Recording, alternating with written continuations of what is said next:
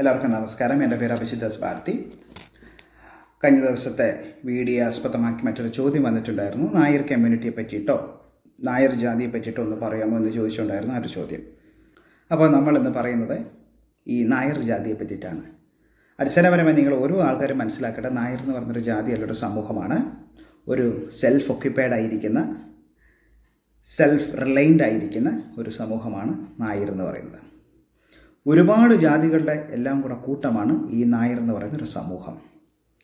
അതെന്തൊക്കെയാണെന്ന് നമുക്കൊന്ന് നോക്കാം. ഒന്നാമത്തത് കിരിയത്ത് നായർ.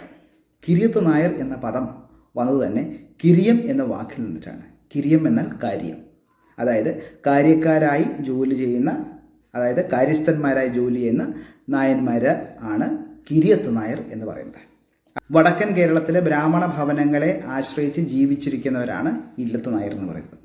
ഇനി അടുത്തത് ക്ഷത്രിയ ഭവനങ്ങളെ ആശ്രയിച്ച് ജീവിക്കുന്ന സ്വരൂപത്ത് നായർ, അതായത് സ്വരൂപങ്ങളുമായി ബന്ധപ്പെട്ടിരിക്കുന്ന നായന്മാരാണ് സ്വരൂപത്ത് നായർ.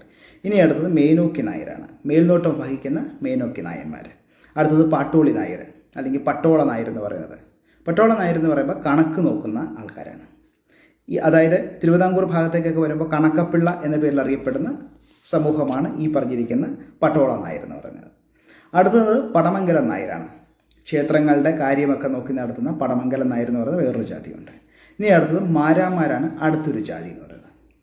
ഈ മാരാന്മാരെന്ന് പറയുന്നത് ക്ഷേത്രത്തിലെ വാദ്യോപകരണങ്ങളൊക്കെ വായിക്കുന്ന ആൾക്കാരാണ് മാരാന്മാർ.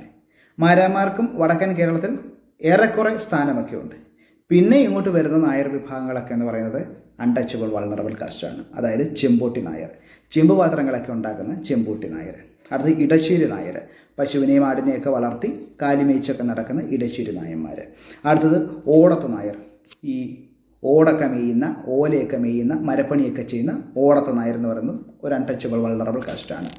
അടുത്തത് ചക്കാല നായന്മാർ, ഈ എണ്ണയൊക്കെ ആട്ടി ജീവിക്കുന്ന ആൾക്കാരാണ് ചക്കാല നായന്മാർ. ചക്കിലാട്ടി എണ്ണയൊക്കെ എടുക്കുന്ന നായന്മാർ ചക്കാല നായന്മാർ എന്ന് പറയുന്നത്.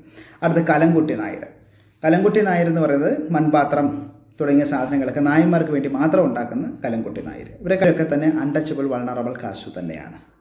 അടുത്തത് കൊട്ടി നായർ, ഈ തെങ്ങിൽ കയറി കള്ള് ചെത്തി നായന്മാർക്ക് കൊടുക്കുന്ന, അതുപോലെ തന്നെ ഈ വാറ്റ് ചാരായമൊക്കെ ഉണ്ടാക്കി ഇവരുടെ ഉപാസനയ്ക്കും കുടിക്കാനും ഒക്കെ വേണ്ടി ഉണ്ടാക്കുന്ന കുട്ടി നായന്മാർ. അടുത്തതാണ് ശൗണ്ടി പണികളൊക്കെ ചെയ്യുന്ന, അതായത് ശവസംസ്കാര പരിപാടികളൊക്കെ ചെയ്യുന്ന അസ്ഥിക്കുരിശ് നായന്മാരെന്ന് പറയുന്നത്. ഇവർക്ക് ഒട്ടും തന്നെ സ്ഥാനം ഉണ്ടാകാത്ത ഒരു വിഭാഗമായിട്ടാണ് കാണുന്നത്. അതായത് പുലിയ കമ്മ്യൂണിറ്റിയെക്കാളിലും വളരെ അധസ്ഥിതമായ അവസ്ഥയിൽ കാണുകയും ഒക്കെ ചെയ്തിരിക്കുന്ന ഒരു വിഭാഗമാണ് ഈ പറഞ്ഞിരിക്കുന്ന അസ്ഥിക്കുരിശ് നായന്മാർ. അടുത്തത് ചാലിയത്ത് നായന്മാർ. നായന്മാർക്കും, അതായത് ഉന്നതന്മാരായിരിക്കുന്ന നായന്മാർക്കും മറ്റുള്ള വിഭാഗങ്ങൾക്കൊക്കെ വേണ്ടിയിട്ട് വസ്ത്രങ്ങളൊക്കെ ഉണ്ടാക്കുന്ന ആൾക്കാരാണ് ഈ ചാലിയത്ത് നായന്മാരെന്ന് പറയുന്നത്. ഈ ചാലിയത്ത് നായന്മാരെന്ന് പറയുന്ന വിഭാഗം വസ്ത്രങ്ങൾ ഉണ്ടാക്കിയിരിക്കുന്നത് അവരുടെ കമ്മ്യൂണിറ്റിക്ക് വേണ്ടി മാത്രമാണ്. പിന്നെ അതുപോലെ തന്നെ അവരുടെ കമ്മ്യൂണിറ്റിയിലെ ചീഫ് ടെൻറ്റിൻ്റെ നിർദ്ദേശപ്രകാരം തൊട്ടടുത്ത ഉയർന്ന സ്ഥാനത്ത് നിൽക്കുന്ന സമൂഹങ്ങളിലേക്കും വസ്ത്രങ്ങൾ കൈമാറും. അതായത് നമ്പൂതിരിമാരിലേക്കും ക്ഷത്രിയ ഭവനങ്ങളിലും ഒക്കെ തന്നെ ഇവർ വസ്ത്രങ്ങൾ ഉണ്ടാക്കി കൊടുക്കുന്ന ഒരു പതിവുമുണ്ട്.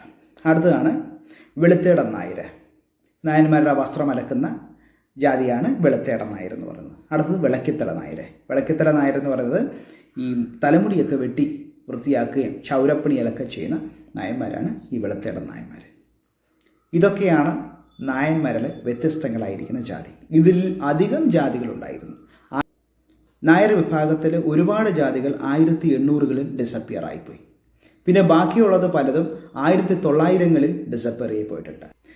ഇപ്പോൾ പല ജാതികളും ഇല്ല. ഇപ്പോൾ ഈ സമൂഹമെല്ലാം ഒരു ജാതിയായിട്ട് കൺവെർട്ട് ചെയ്തിട്ടുണ്ട്. അതായത് അന്നുണ്ടായിരുന്ന സമൂഹം ഇന്ന് നായർ ജാതി എന്ന പേരിൽ അറിയപ്പെട്ടു. അങ്ങനെ നമ്മൾ ഇന്ന് കാണുന്ന ഓരോ ജാതികളും ഓരോ സമൂഹമായിട്ട് പണ്ടുള്ള കാലങ്ങളിൽ നിന്നത് നമുക്ക് മനസ്സിലാക്കിയെടുക്കാൻ സാധിക്കും. ഈ സമൂഹങ്ങൾ ഉണ്ടാവുന്നതിന് മുമ്പ് മറ്റൊരു തരത്തിലായിരുന്നു ഇത്തരത്തിൽ ആളുകൾ നിലനിന്നിരുന്നത്. 1700-കളുടെ അവസാനത്തിലാണ് നായർ വിഭാഗം തെക്കൻ കേരളത്തിലേക്ക് കുടിയേറി പാർക്കുന്നത്. അതായത് ടിപ്പു സുൽത്താൻ്റെ ആക്രമണവും അദ്ദേഹത്തിൻ്റെ പിതാവ് ഹൈദരലിയുടെയൊക്കെ ആക്രമണ സമയത്താണ് നായർ വിഭാഗം തെക്കൻ കേരളത്തിലേക്ക് പെതിയെ പലായനം ചെയ്ത് കേരളത്തിൽ ഒട്ടുക്കെ നായർ വിഭാഗം വ്യാപിക്കുന്നതും മറ്റു സമൂഹങ്ങളുമായി സങ്കരം ചേർന്ന് മറ്റു സമൂഹങ്ങളുമായി തന്നെ അവർ ഇടപഴകി ജീവിക്കാൻ തുടങ്ങിയതും അങ്ങനെ നായർ സമൂഹം വിസ്തൃതമായതുമൊക്കെ നായർ സമൂഹം വിസ്തൃതമായതുമൊക്കെ അങ്ങനെയാണ്.